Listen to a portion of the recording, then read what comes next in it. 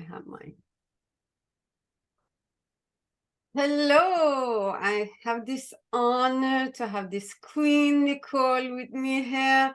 Thank you so much, Nicole, for want to join my podcast, and I'm so honored to have you here. Can you please tell me about yourself and what you do? Absolutely. I'm a licensed clinical mental health counselor here in the state of North Carolina. And what that means is I was given a license here in the state that makes me competent and qualified to provide treatment, individual counseling, as well as therapy to anybody, children, adolescents, and adults. I primarily work with young women of color specifically, and I specialize in brain spotting. I'm a certified brain spotting practitioner. And what brain spotting is, it's a body-based modality. We utilize the eyes going across a pointer. And when we find a spot basically on the brain as it relates to emotions, high stress, the patient is then able to release based off of that spot that they find. Brain spotting is a neurological technique that has psychological benefits. And with brain spotting, able to do a lot of trauma work with a lot of the different patients that I serve.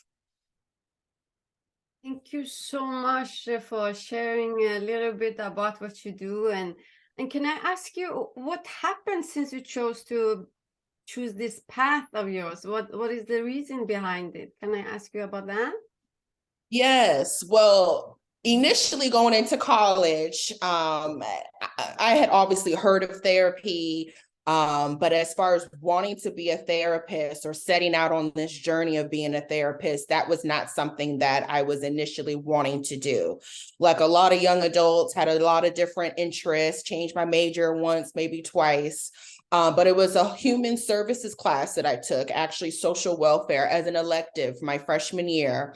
And I felt as though I was drawn a little bit more to the helping profession, human services profession.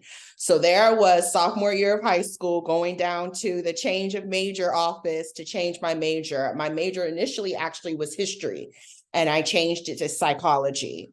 And I minored in criminal justice, and I have a certificate in criminal profiling. So initially, I was wanting to do more as far as forensic psychology, helping law enforcement profile crimes, coming up with psychological profiles, criminal profiles, and then from there, being able to help law enforcement as far as finding perpetrators and different things of that nature. After graduation, I went into child welfare. I did child protective services. I went into targeted case management, working with a targeted population as far as mental health. And now I had a specialization. So I majored in psychology, but now to be able to take that further and to specialize in mental health, to have a profession in mental health is what I decided to do. So I went back to school and I got my master's in mental health counseling. Oh, bravo, bravo. So you have done all the education part. So it's very good. It's very good. Can I ask why you have chose to help, you said women with color? And what kind of color? If I can ask you about that. What kind of color? Yes, there are so many different type of colors, and we definitely come in so many different type of shades. Being a woman of African descent, African American here in the States, primarily that is who I'm working with. We're finding the stigma associated with mental health is becoming reduced. There still is a stigma as it relates to mental health, but the conversations that are taking place a lot more now than it's ever have, I know in my lifetime, and I'm fairly young, but within the last 10 to 15 years. And we know COVID has exacerbated as it relates to mental health symptoms. Social beings have gone from being social to non-social to antisocial to isolated and withdrawn. And mental health symptoms that were really, they were kind of there the whole time, became dormant during this period of isolation and withdrawal. And more women that look like me, more and more women that have my nose, lip, lips and hair are reaching out saying that I want to talk to someone and are taking the time as far as getting the help that they need. And it's not uncommon in certain cultures. We want to get help from people who look like us. We want to get help from people that we feel as though can identify with us. And a Black woman seeing another Black woman, it gives her a bit of a peer support. Even though I'm a professional and I went to school to study mind and behavior, it gives her a sense of a peer support that she's able to receive from her clinician. Thank you so much for clearing that up. I understand we have like a culture thing, crash here.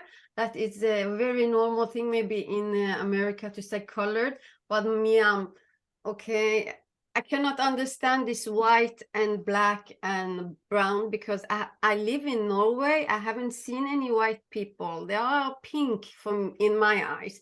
So I don't understand this concept of being colored and not colored for y'all, or colored somehow. The only thing that is white is when you are dead. So for me, in my eyes, yeah.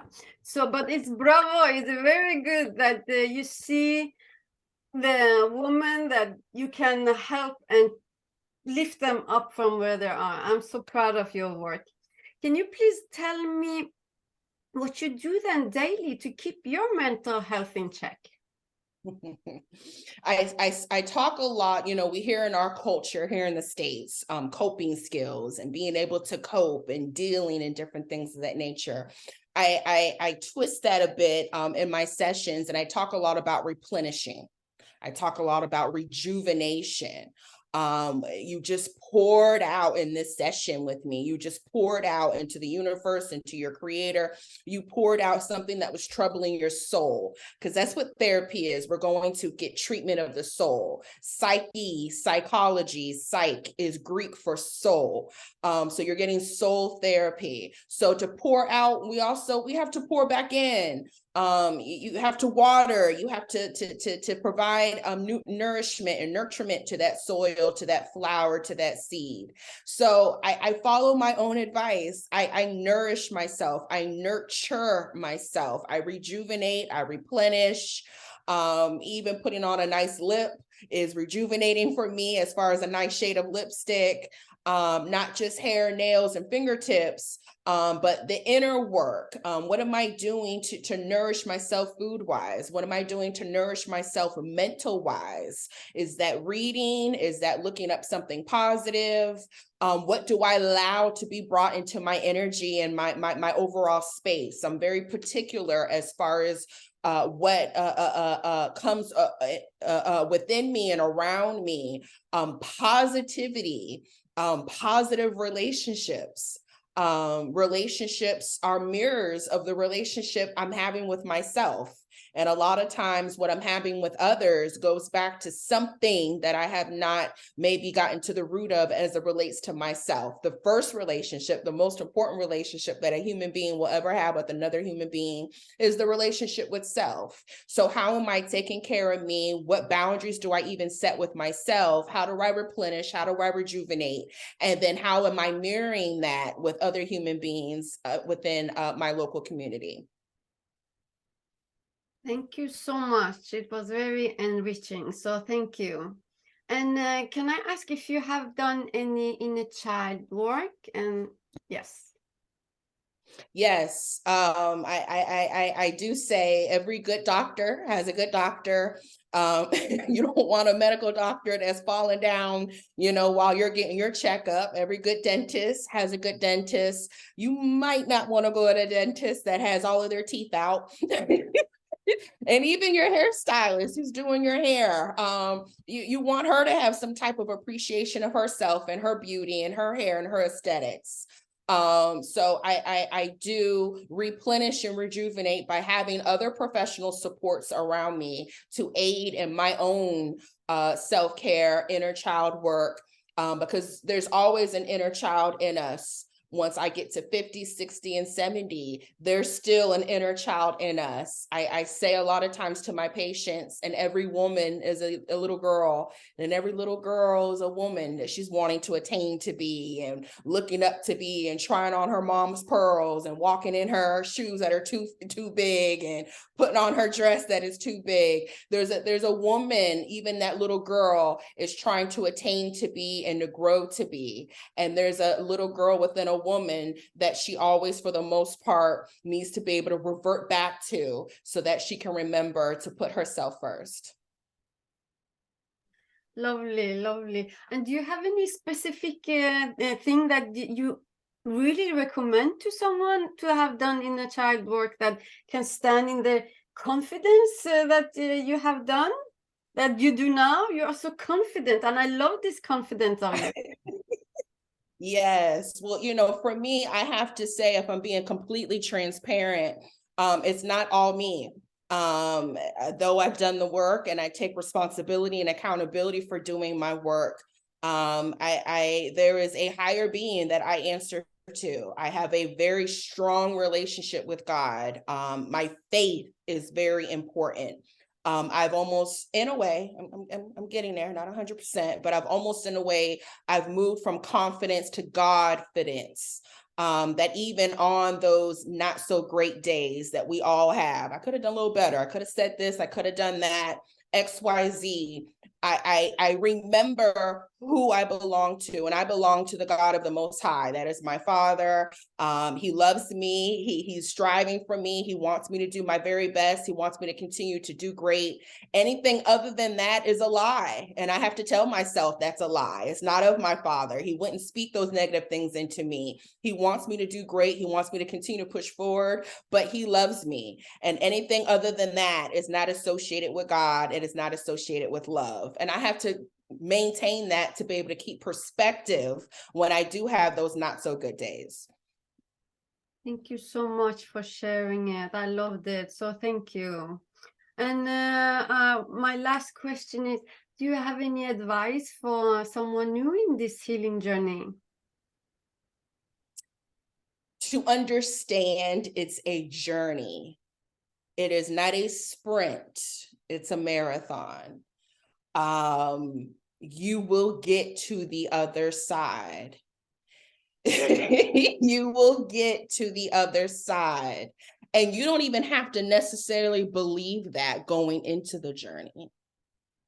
That's what makes you so powerful. That's what makes you so unstoppable. That's what makes you so unconquerable, that even though you can't see and you don't know what it's going to look like, you are still taking the courage to open up and to go into something that most people may never do. And that's where faith comes in. Faith is the substance of things hoped for, though you cannot see.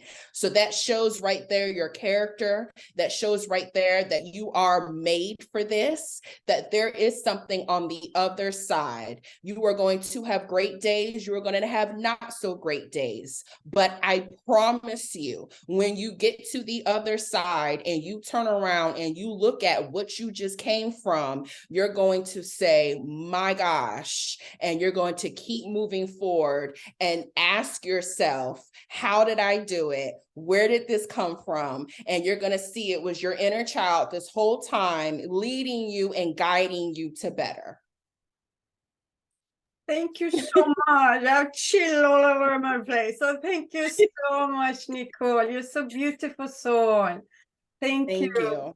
And I would love to have you back again. So you are deeply welcome to come back anytime you want. So thank you so much. Thank you. Thank you. Thank you.